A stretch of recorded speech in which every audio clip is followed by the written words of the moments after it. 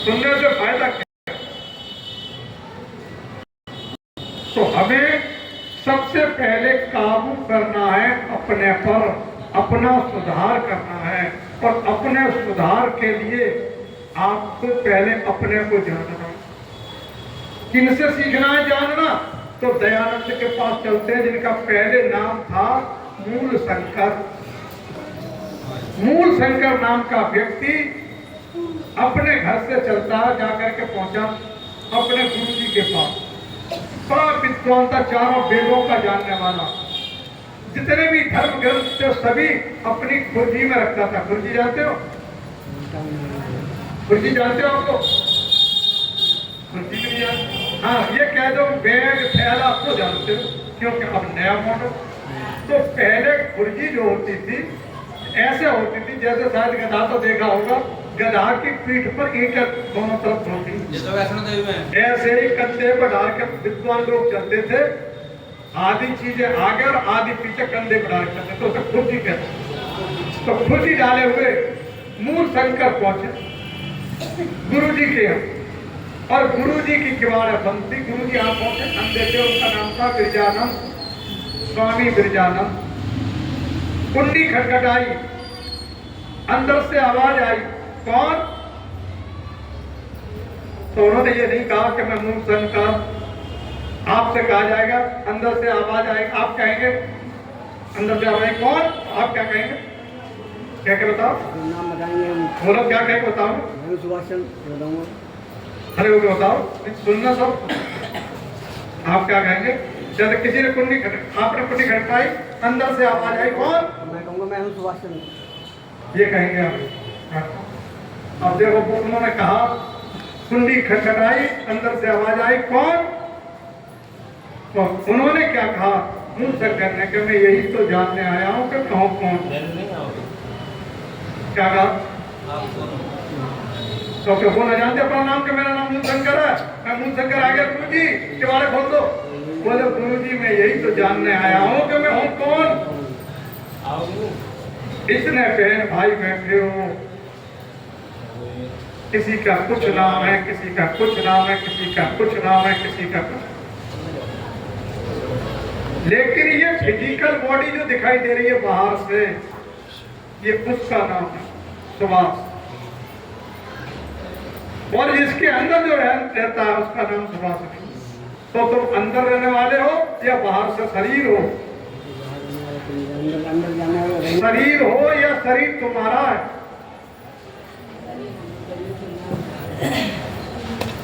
तुम शरीर हो या शरीर तुम्हारा है? तो ये कौन कहता है कि हमारे आंख में दर्द हो रहा है? इसका मतलब है कि हम आंख नहीं।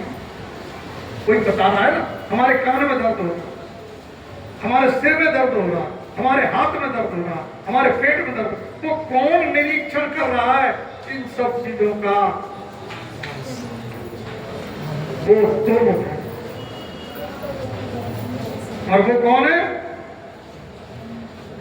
ईश्वर अंश जीव अविनाशी, वो उसका कभी विनाश नहीं होगा।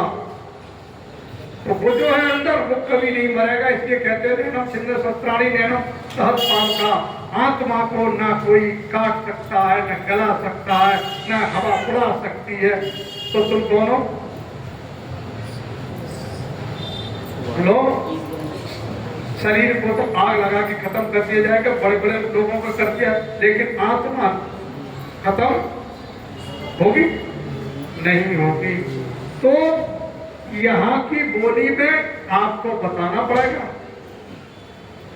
यहाँ की दुनिया में आपको बताना पड़ेगा सामने सुभाष। और यहाँ भी कहने लगे आप सामने ईश्वर का अंश, और ये भी कहने लगे सामने ईश्वर का अंश, वो भी कहने लगे सामने ईश्वर के भी सब ईश्वर के अंश।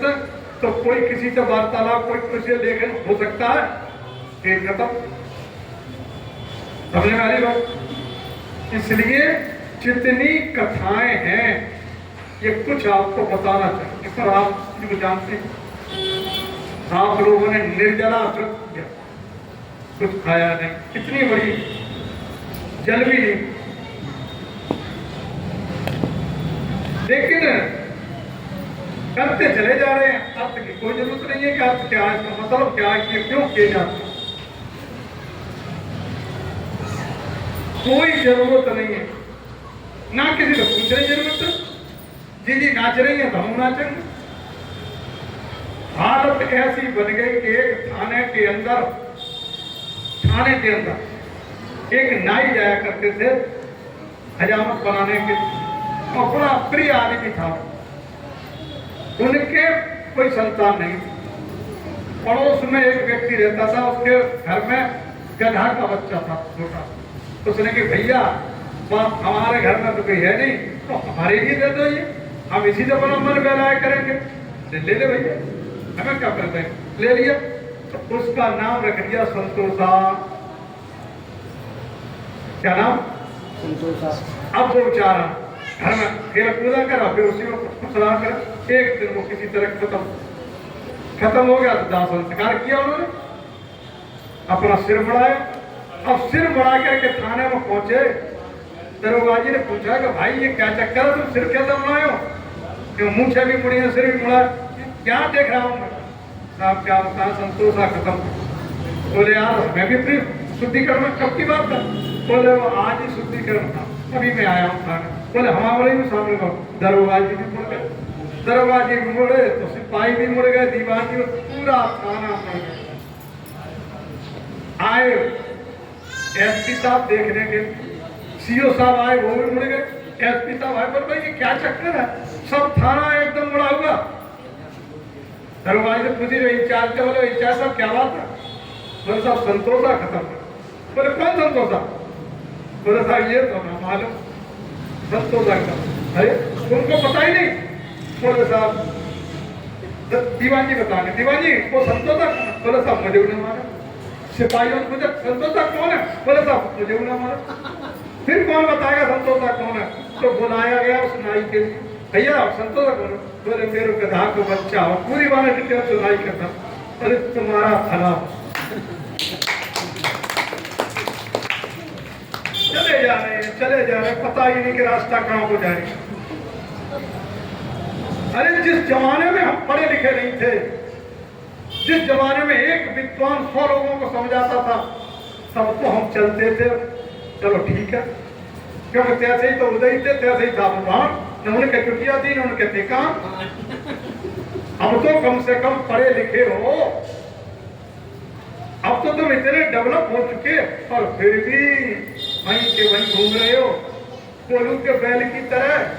कोलू के बैल की आंखों को पट्टी बांध देते थे और वो क्या चलता रहता था पूरे दिन।